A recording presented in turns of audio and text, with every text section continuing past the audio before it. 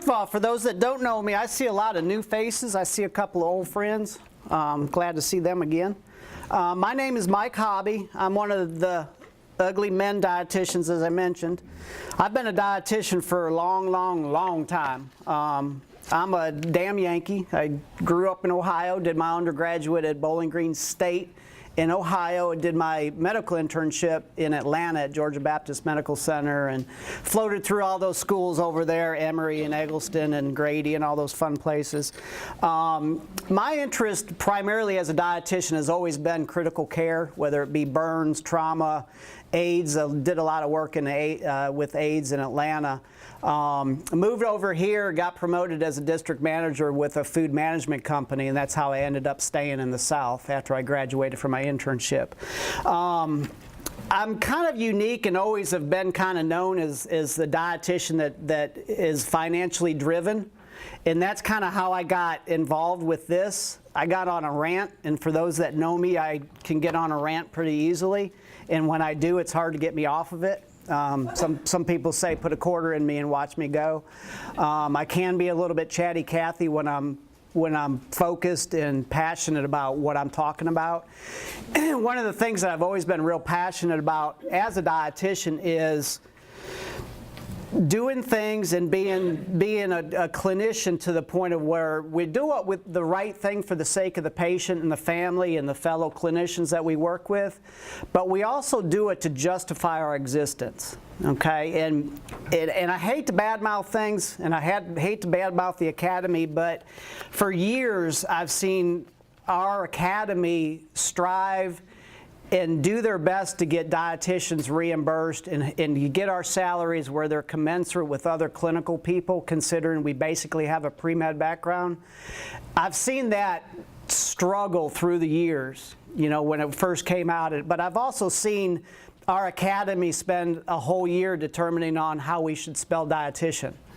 And to publish a statement in the journal on we're going to spell it and recognize it only if it's T-I-T-I-A-N, as opposed to why are dietitians making 40 grand when they come out of undergraduate.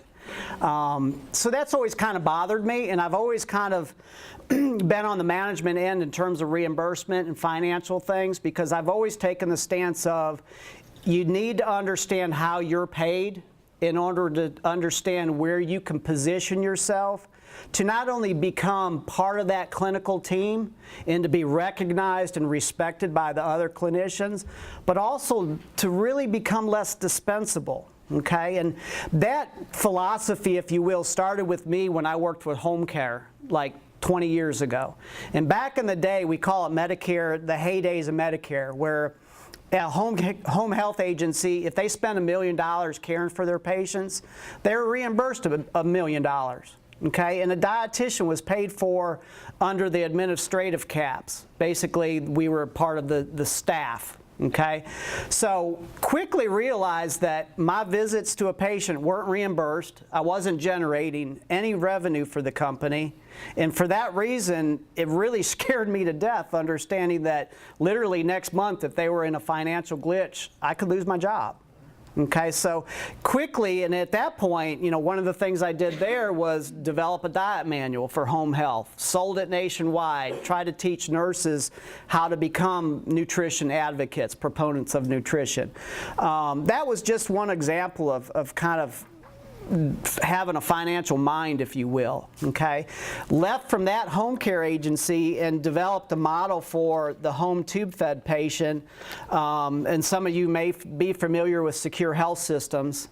That was a company that I developed with my partner Ken Poe, who was a Special Forces medic, and we became the largest provider of enrolls in the state of Alabama. When he and I sold the company, we had almost 300 patients. And our model at that time was basically involving the clinical dietitian from the point that the patient leaves the hospital to make sure the orders are clinically appropriate, the patient's families understand how to do the flush, take care of the tube, change, troubleshooting, etc.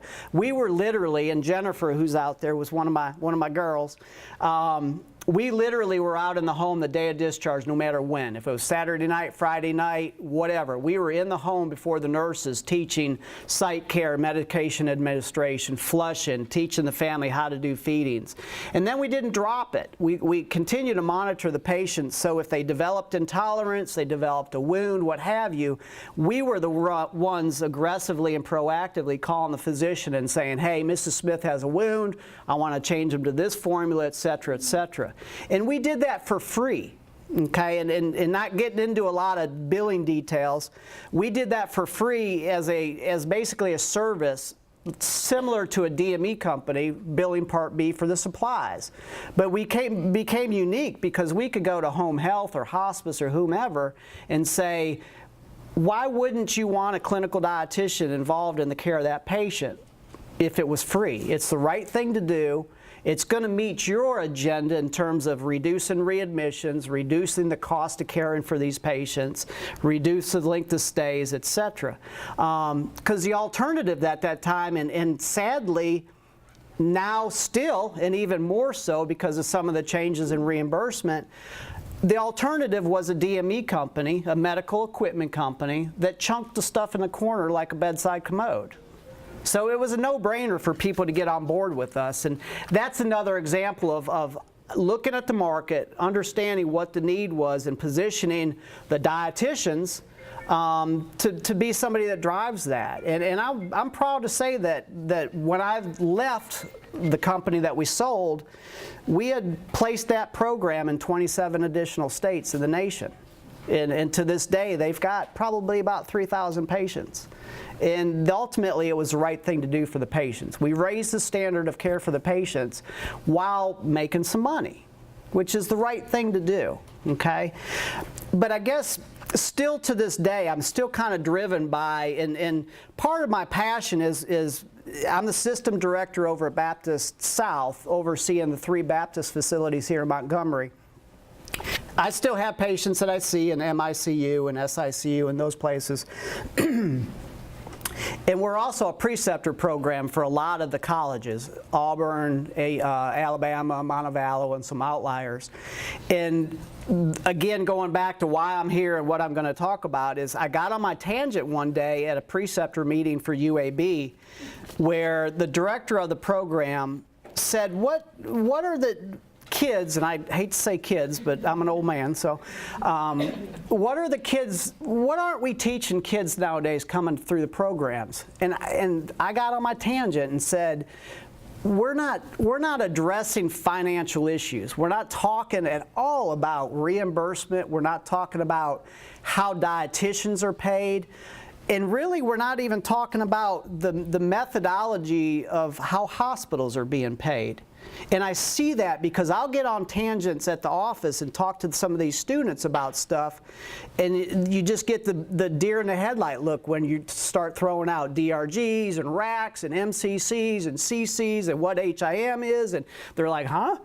You know, and my big thing is, again, I think clinical dietitians need to be in that chain of reimbursement and revenue generation in order to justify their existence. But also, if you could justify your existence and show that you're a revenue generator, you're going to be much more valued when it comes to your bonus, your salary, your pay raise, etc., and ultimately be less dispensable. Okay? And for those of you that are uneasy about, am I going to have a job next week?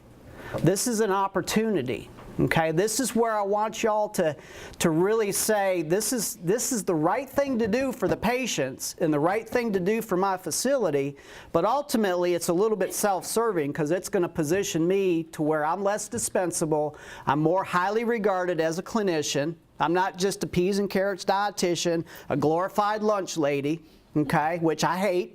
Okay, we didn't go to pre-med school to be called lunch ladies or nutritionists or dietary.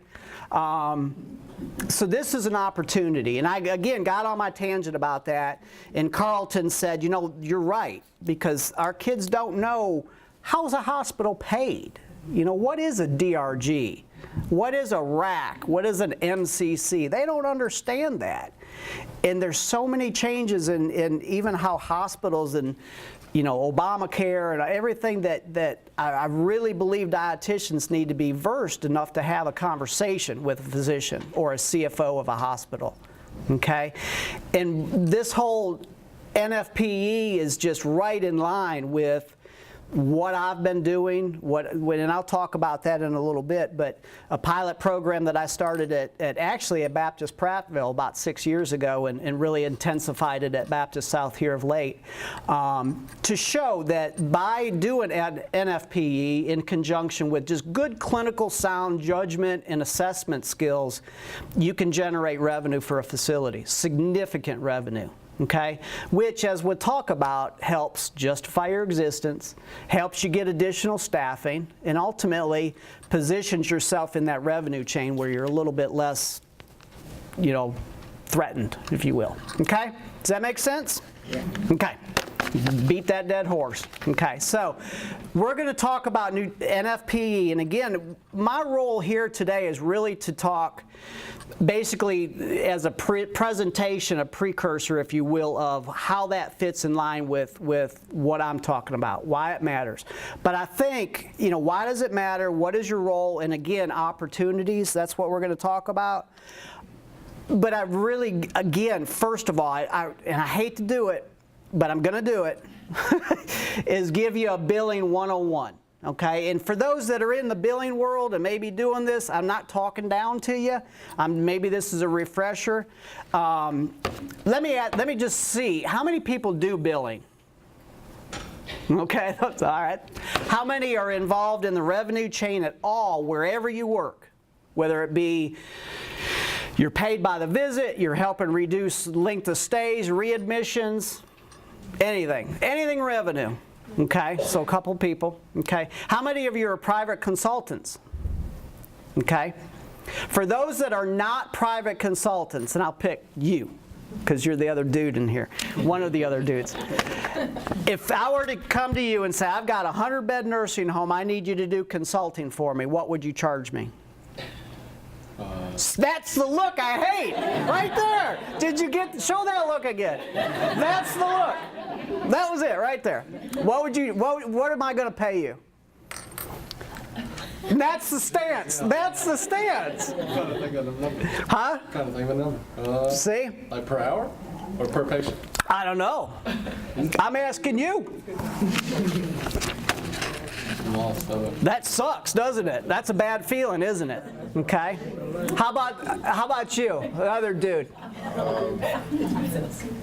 I'm on my tippy toes. I can barely see you. So I got the look again. You're killing me. Okay. So that's the look that I hate. Okay. Would it blow your mind that the last time I was asked, I said I do consulting for $75 an hour? I was thinking like, yeah. Okay. And the bad thing is we should not hesitate, flinch at charging that. We have backgrounds. I don't know about you, but it took me a long time to pay those initials off behind my name. Okay. Likewise, how many of you do public speaking? How much do you charge an hour? Usually like $100. Okay. Do you charge when you speak for like the Ross Labs of the world or Abbott? No, I haven't done that. How much do you think Abbott's budget is for public speaking? Many dollars. It's $1 billion company, right? Yeah. So why don't you charge? That's an intellectually stimulating question. Okay. That's a good answer. I like that. That's my girl. That helped make up for that look. Yeah, last time I spoke for Abbott, I was paid $750 to speak for 45 minutes. Okay? Yeah. So for those that are wondering why am I only being paid 40 grand, that's a combination of kind of what I'm talking about. If we charge that knowledge that's in your head, you paid for. Okay? Ross Labs, Abbott, whatever they're called these days, I think it's Abbott. They came to you because they need a dietitian, a nutrition expert, according to our academy, to speak on their behalf. Why would you do that for free? It's in their budget, but you got to get the kahunas to ask for it. They're not just going to throw it out to you, okay? Likewise, to have the power to go to an administrator, a CFO, CEO of the hospital and say, I as a dietitian have generated X amount of dollars for you by doing a malnutrition screening, by identifying these patients and increasing the revenue generated. I'd like another FTE, what have you, okay? What I'm going to talk about is kind of how you can do that. And NFPE allows you a tool to identify malnutrition as what we will get to learn as a comorbidity, and I'll talk more about that. But that's what I'm talking about. That's that tangent of that's why it's important, that's an opportunity for you, okay? But you got to understand billing because you're going to be directly involved in the billing revenue chain. Okay? And what I want y'all to do is position yourself within that chain after obtaining the knowledge today on how to do the physical assessment. And then tie that into what you do as a clinician, whether it be assessment, lab interpretation, history interpretation, etc., to pull a picture that you can go to the billing department and say, oh, by the way, this patient exhibits malnutrition. Okay? But let's talk about billing. And I'm not going to get all real crazy about billing, but I want you to understand a couple of things, okay? All right, so payment, reimbursement. Depends on who's paying, obviously, okay? Medicare is your primary payer. Medicaid, commercial, such as Blue Cross, United, some other outliers, and then Medicare HMO. So those are your primary payer sources, okay? Medicare. Everybody's familiar with Medicare. Okay, they're the bad guys of the reimbursement world. Okay, lots of changes. They change overnight. I was just talking with Teresa that 2 weeks ago they reduced reimbursement for tube feedings in the home by like 49%, like overnight. Literally had people calling me up personally saying, I don't have any other options other than dumping these 30 or 40 patients. We can't provide the formula for these patients anymore. What are we going to do? Okay, literally, by definition, a tube feeder in the home, their sole source of nutrition is tube feeding, and I'm not going to be able to provide it for them anymore, and the family is going to have to pay for it. Overnight. Okay, so that's an example of Medicare, the good guys.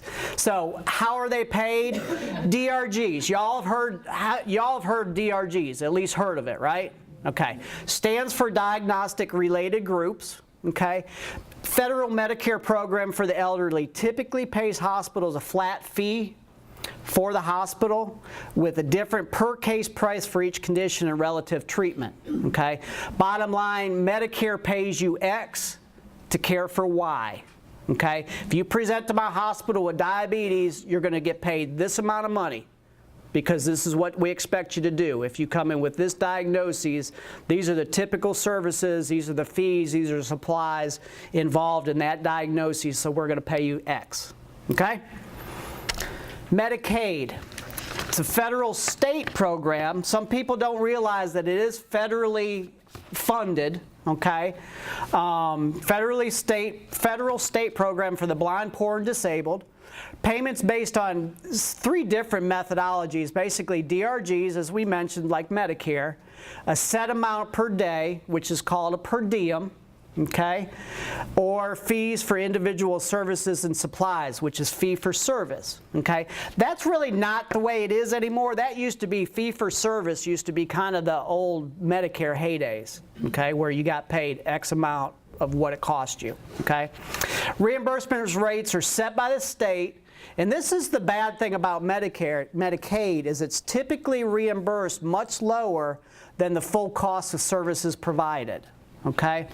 So for those that work in a hospital in an acute care setting, that's why you always hear people talk about case mix. How many Medicare patients do I have? How many Medicaid patients do I have? How many commercial patients?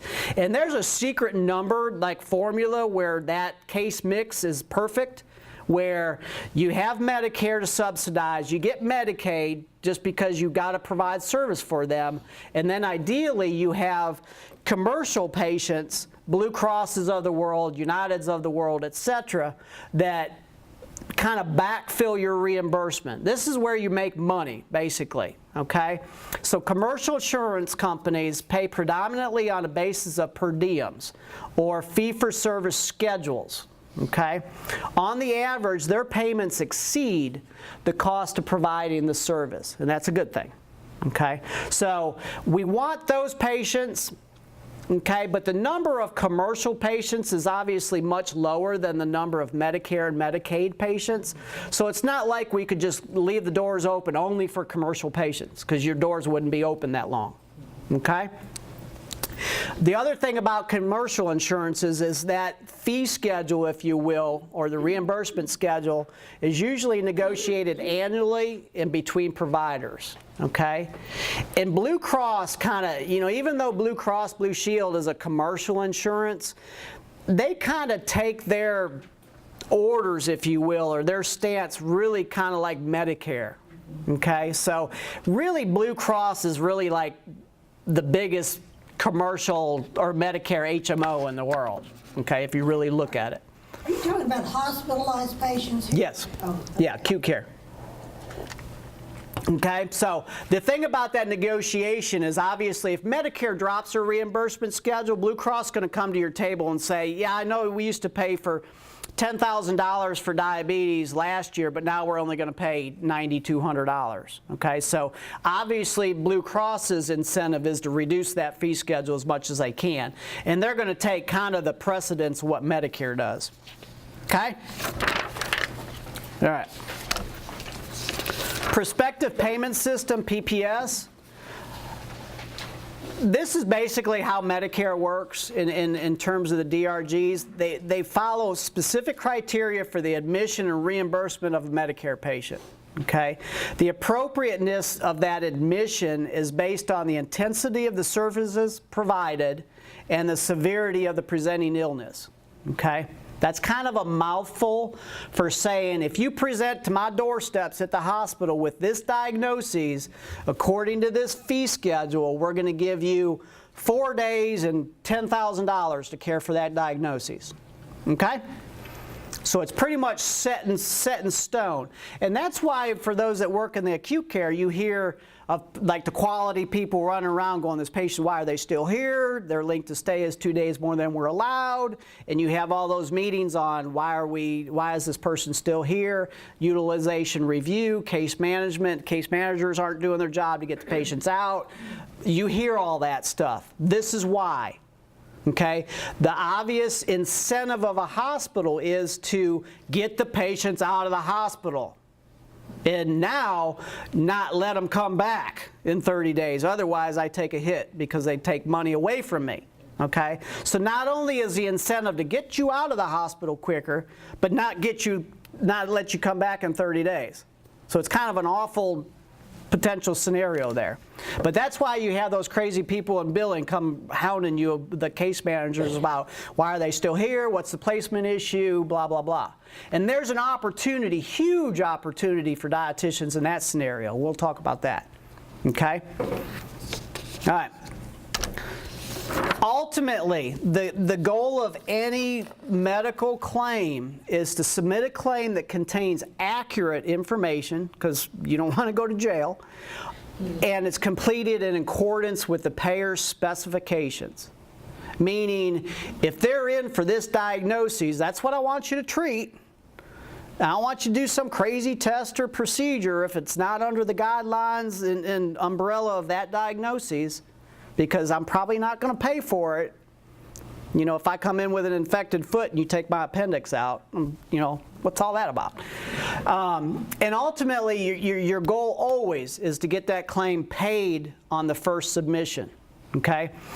Realize, and I know this is probably a silly statement, but realize just because I send you a bill doesn't mean you got to pay it. Okay? And obviously the insurance company, Medicare even, Medicare definitely, they're really prone to pay slow, hold on to their money, and if anything doesn't look right in that claim, they're going to boot it out. It's going to be denied. Okay? So that means your AR person, whether you own a business or the hospital or whatever, has to work that claim. And I can tell you, working AR is not fun. Because once it's denied, it's almost like you're guilty. It's like guilty before committing the crime or something, that we're just not going to pay it. So they've got to go back and substantiate that claim, get additional documentation, get stuff from the docs, which is like pulling teeth. So it's real pain. Okay, so the goal is to make sure that claim's clean, goes through, and it's paid. And ultimately, we're capturing the severity of the illness. And that's where we get into making sure that if they come to my doorstep and they not only have lymphoma, but they also have malnutrition, that we're capturing that, because I'm going to be paid more to pay for somebody that's sicker than just lymphoma, right? Okay, and we'll talk about that. But ultimately, claims first submission, it's paid, and you capture all the severity of the illness. Again, lots of acronyms with billing: DRG, HIM, ICD-9, and now it's actually ICD-10 that we're going to. MCCs, CCs, and RACs. We'll talk about all those, but these are just some of the deer in the headlight symbols that you'll hear. Okay? What do they mean? DRGs, we talked about that. That's diagnostic related group. Basically, you get paid for X, you get paid Y to pay for X, care for X. HIM is your health information management, aka your billing people. These are the people that you want to become very good friends with if you want to start one of these programs we're going to talk about. Okay? And I can tell you, the billing land is not a fun land. Okay? It's a lot of bean counters. And they definitely are interested in getting money quickly and getting as much as they can. And that's their job. Okay, that's what keeps the doors open to a hospital. A hospital is a business. They've got to make revenue to keep their doors open. Okay, I'd love to be utopian and sing Kumbaya outside, out of the hospitals, but ultimately it's a business. And if they don't make revenue, they can't keep their doors open, they can't care for mom and dad. Okay? So, HIM, ICD-9 and ICD-10, these are international classifications of diseases, and that's where you see these numbers on claims. And that's just an example of diabetes, which is 250.1. The new system is going, and you'll hear that's the big buzz at the hospitals now, is switching over from ICD-9 classification to ICD-10, which basically it went from like 20,000 codes with ICD-9 to about 80,000 codes with ICD-10. And all that has done, and why the hospitals are so wadded up and your HIM folks are wadded up, is it's basically taking a primary diagnosis and ripping it apart to where each diagnosis code is a little bit more specific. Okay, so it's a nightmare for your billing person, because that diabetic patient, now you have to look at 25 different codes to make sure that you're picking the right one that you're billing for. Okay, it's basically Medicare's way of putting additional levels of requirement on a payment diagnosis. Does that make sense? Yeah. Okay, making it harder. Okay, so in conversation of your ICD-9 and ICD-10 is the conversation of comorbidities. Okay, are y'all familiar with what a comorbidity is? Okay, you know what a comortality is what's going to kill you. Comorbidity is what's going to make you sicker. Okay, so we're going to talk about MCCs and CCs, because ultimately, when you leave today, this is your opportunity. Okay, this page right here is the world you want to live in. Okay, so a comorbidity is a simultaneous presence of two conditions that are chronic in nature. They are independent of another severe diagnosis. Okay, so I already used the example of lymphoma with severe malnutrition. Okay, so if you come to my hospital and you have lymphoma and that's it, Medicare is going to pay you X amount of dollars to care for that. Okay, but if you present to my door with lymphoma and severe malnutrition, they're going to consider the fact that, oh, you're sicker, you're going to require additional services, etc. So we're going to pay you more. Okay? And here lies the opportunity. okay? 80% of Medicare spending is devoted to patients with 4 or more chronic conditions. The costs increase exponentially as the number of chronic conditions increases. Okay, that's a no-brainer. It takes way more to care for somebody that's got a bunch of comorbidities, whether it be obesity, malnutrition, exacerbation of CHF, whatever. Okay? So, MCCs, it's representative of a patient that requires, as I mentioned, more resources. Okay? And in the world of a hospital, resources are services, supplies, meds, and ancillary consults. Okay, so if you're sicker, you're going to require more of those. And for that reason, me being Medicare, am going to pay you more to care for that patient that you've identified as having a MCC. Okay? But shame on you if you don't identify that MCC, because I'm just going to pay you for lymphoma. Because you didn't tell me that person had malnutrition. So I expect you to get that patient out in 3 days instead of 5, and I'm only going to pay X amount of dollars as opposed to X amount of dollars plus. Does that make sense? Okay. So hospitals are paid more to care for patients with an MCC. And speaking back to billing, it demands more specificity, good word, specificity and accuracy in documentation. Because again, Medicare gets a bad rap. But I'll be the first to say Medicare is going to pay you if you provide that service. But they're not going to pay you too much. Okay? They're going to pay you up to what their fee schedule is if you've identified that severity. Okay? So you want to make sure that your claim, because our goal is that claim to be submitted, paid first time without a review. Okay?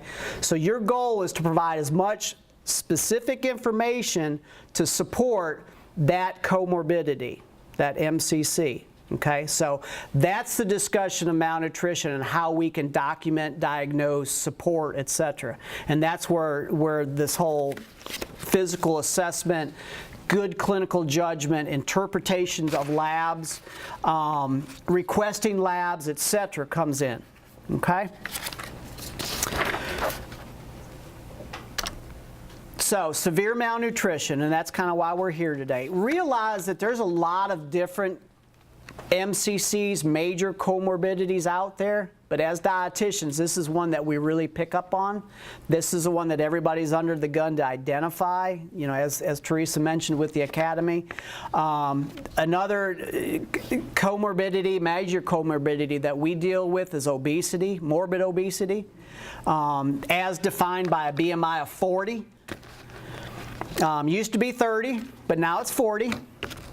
And I can tell you that, and Teresa and I talked about this when we first met, it's sad that Medicare at one time recognized obesity, morbid obesity, as having a BMI of 30, and now it's 40. Makes me kind of wonder what it's going to be in 10 years. And I hate to say it, but it's from my world working in the hospital, it's almost like we're so desensitized to the whole obesity awful thing going on in our world, you know, to the point where we're just going to raise the BMI. It's like, you're not fat, you're 30. So that's an MCC that's very, very much overlooked in the hospital. And I can tell you that I'll look at an H&P and there'll be 20 diagnoses listed and documented, and they'll miss obesity all the time. And it's just because, and I'm not stereotyping, I'm not being ugly, but it's like we just get so used to seeing it, we're not going to call you it, you know? But the bad thing is if it's not documented, my HIM person can't put on the patient's claim that they have diabetes with morbid obesity.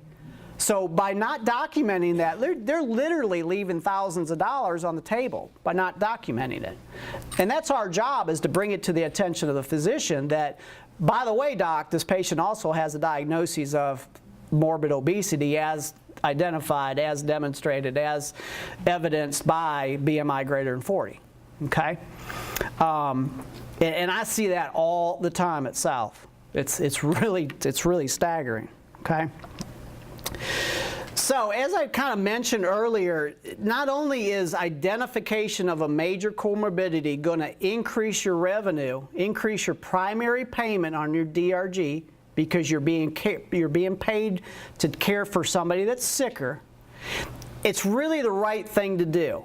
Okay, and this is where I get a little kumbaya on you. It's definitely the right thing to do. That's why we got into being dietitians. Okay, identifying malnutrition when you can, providing that intervention, whether it be education to supplementation to alternative forms of nutrition, is the right thing to do. Ultimately, we all know, studies show it, blah, blah, blah, that it's going to reduce readmissions, it's going to reduce your length of stay. Numbers are out there, we can't deny them. Okay?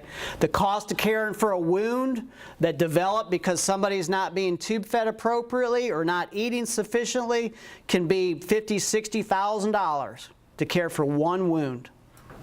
Okay? So it's the right thing to do.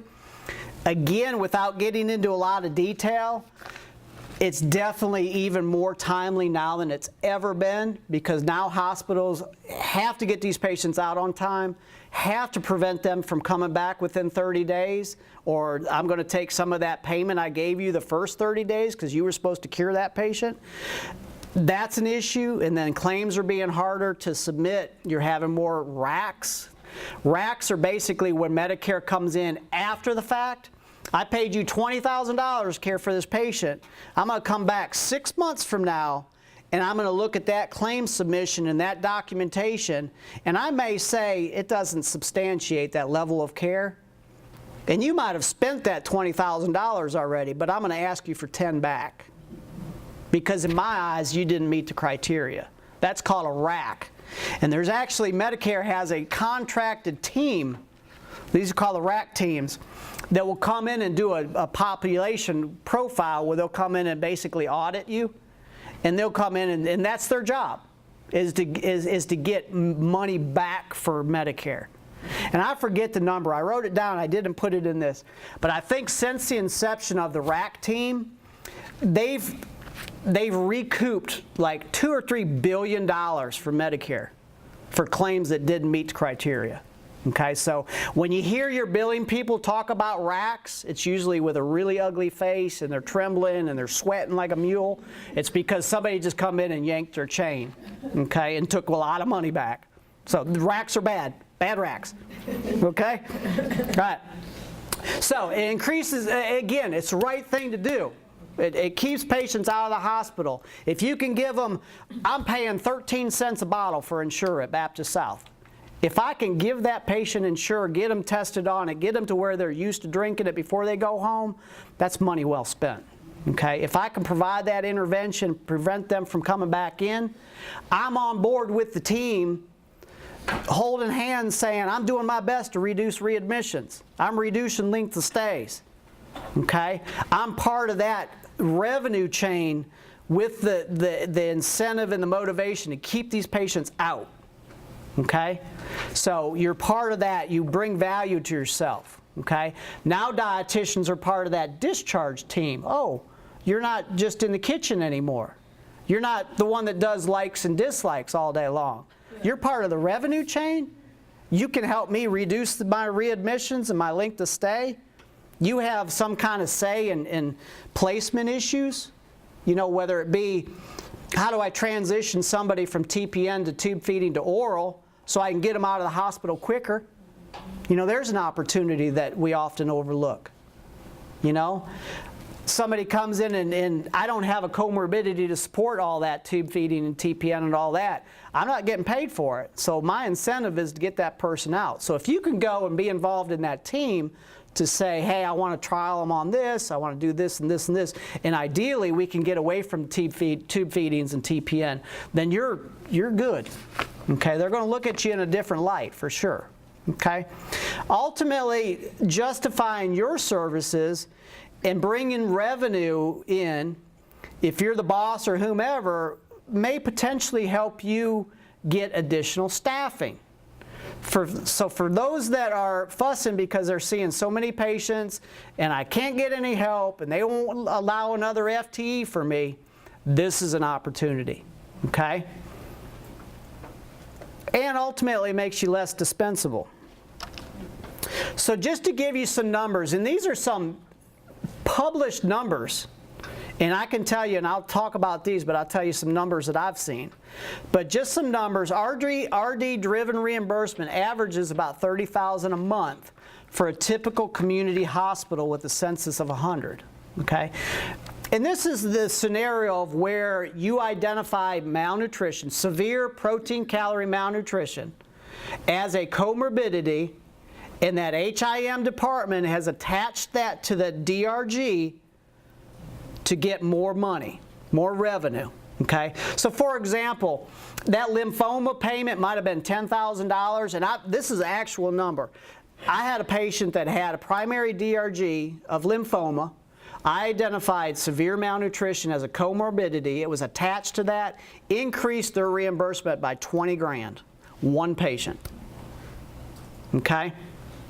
That otherwise would have been not identified. Literally 20 grand laying on the table because the doc didn't document the patient as having PCM, okay?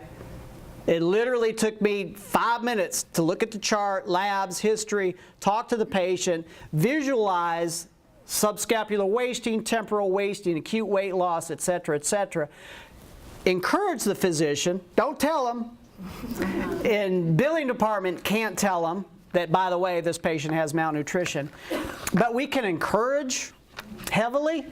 And what we do is we suggest it in our recommendations to say, consider severe malnutrition as evidenced by blah, blah, blah, blah, blah, blah, blah. In my HIM department, my buddies in the billing world pick that up, and they do their electronic queue to where the physicians document that. Okay? So that one case point, that was an actual patient that I had at Baptist South. I did a pilot about 6 years ago in Prattville, and in a 6-month period of time, and that's when Prattville was running a census of like 10 patients. That's before the Clanton Hospital shut down and this and that. But we generated about 80 grand in about 6 months of unrealized revenue.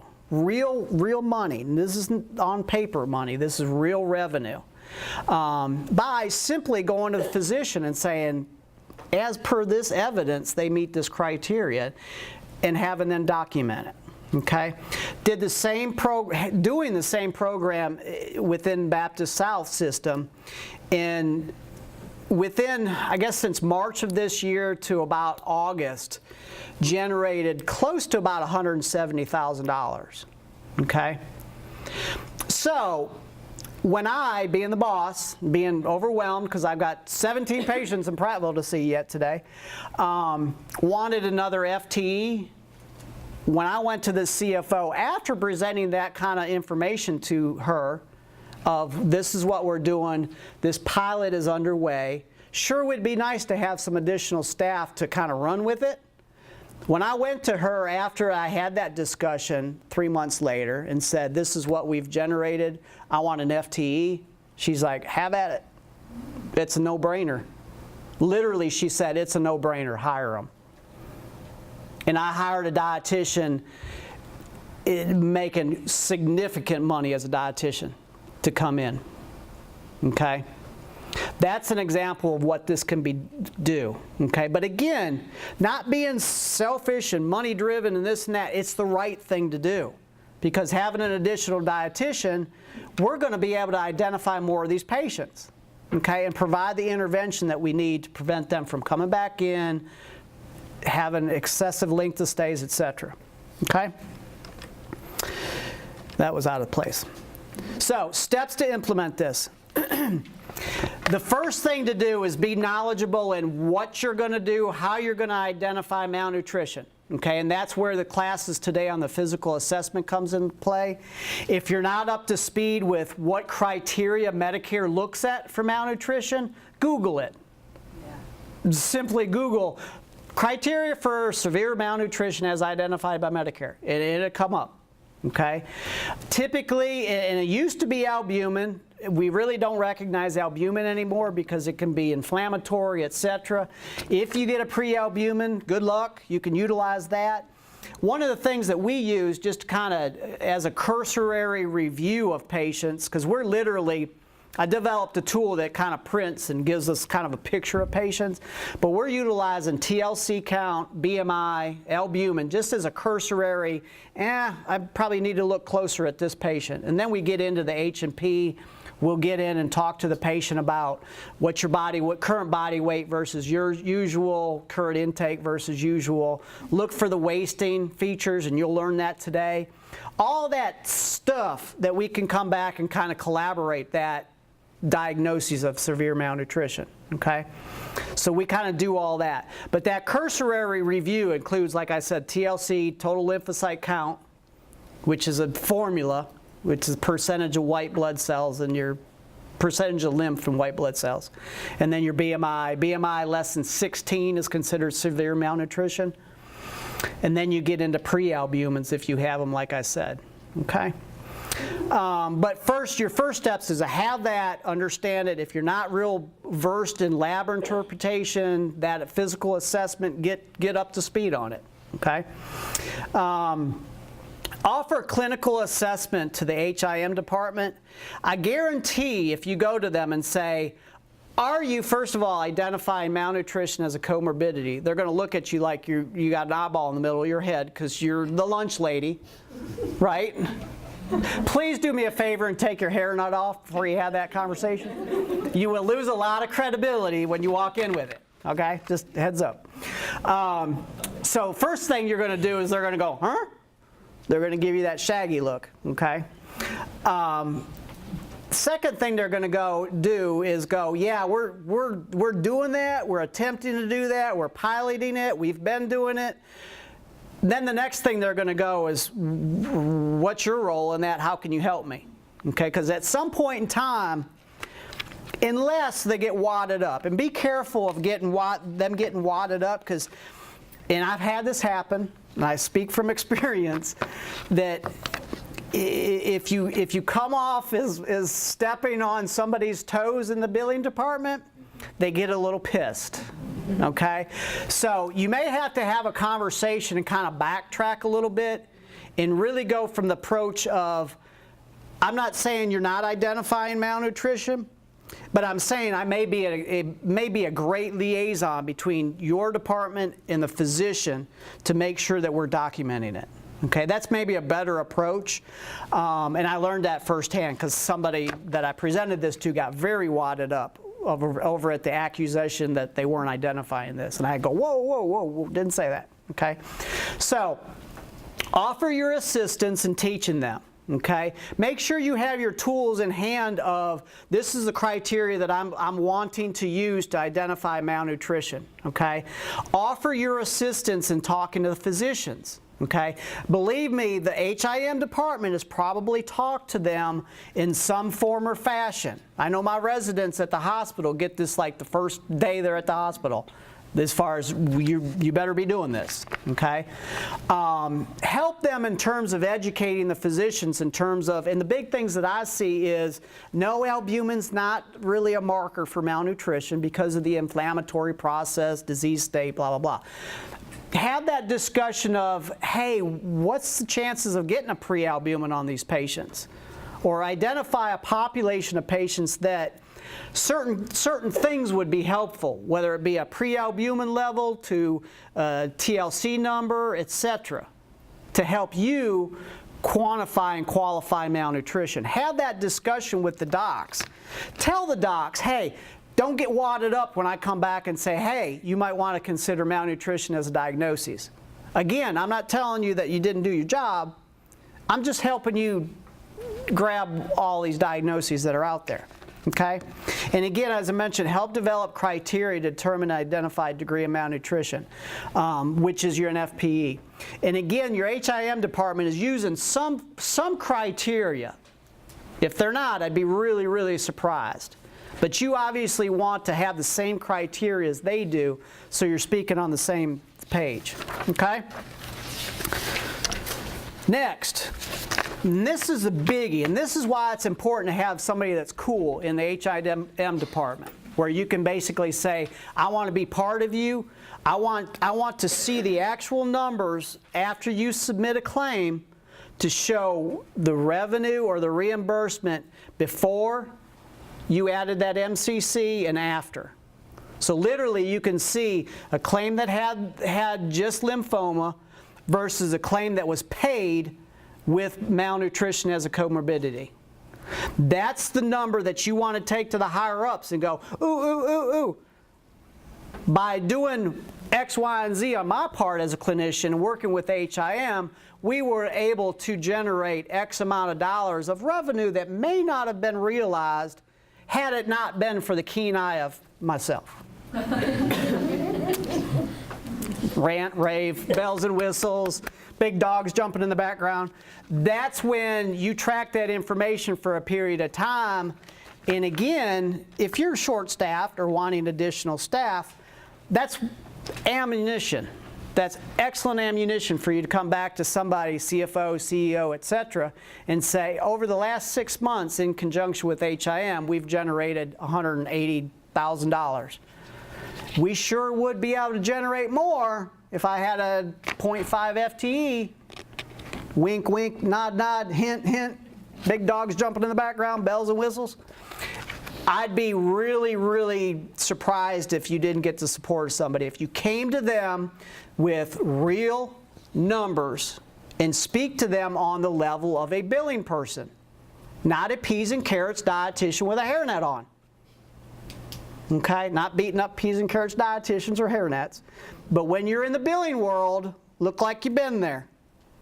It's like going in the end zone and after you scored a touchdown, act like you've been there.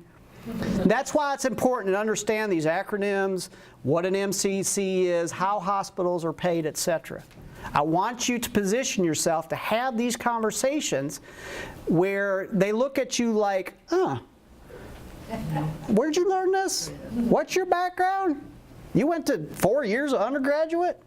And now you have to have a master's? It's like, good Lord. You do deserve more than 40 grand a year, okay? Especially if you generate $500,000 for me. You know, I'm going to be a little irked if you give me a 1% raise next year and I generated $500,000 for you. Not saying that's what I'm going to do, but maybe down the line. So work with HIM, track the patients through the billing process, work with HIM, work with your coders in determining reimbursement before and after, and then provide the clinical intervention and oversight. Okay, I don't want you just to identify these patients and walk away because that would be wrong. Okay, remember we're clinicians. We want to take care of the patient. So provide that clinical intervention, whether it be appropriate diets. You know, get rid of the 95-year-old that's on a cardiac diet. That's just wrong. Do supplementation. Be aggressive with wound healing with the Juvens and Promods of the world. Get them on the right tube feeding formulas. Take control and ownership of this. That's what I want you to do. And by doing that, you're doing something that's right for the patient. You're doing something that's right for the hospital. It's going to keep the doors open. It's going to be something that ideally Baptist system a year from now can say, we're very aggressive by identifying this. When you go back to the Blue Crosses of the world and you negotiate how much you get paid, you may be able to negotiate a higher rate because you are aggressive about identifying malnutrition. Because they know that you probably saved them money by doing that. Oh, they know. Okay? So those are the things that I really want you to do. Ideally, reduce readmissions, extended length of stays, and improve the quality of life with these patients. Okay? That's what we're all here for. This is a program that will allow you to do that. Okay? And make yourself less dispensable, make more money, and get dietitians where they're recognized as clinicians and not glorified lunch ladies. I hope there's not any lunch ladies in here. Any questions? I have one. Go ahead. I can't.